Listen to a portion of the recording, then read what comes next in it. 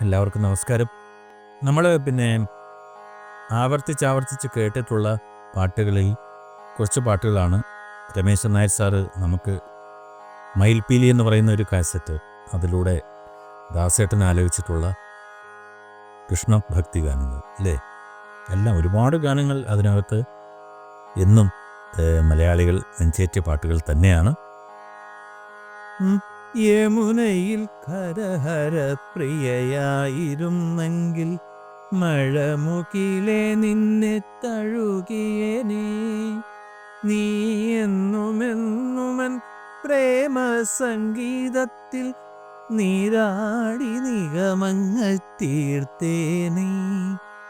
യമുനയിൽ കരഹര പ്രിയയായിരുന്നെങ്കിൽ മഴമുകിലെ നിന്നെ തഴുകിയേനേ.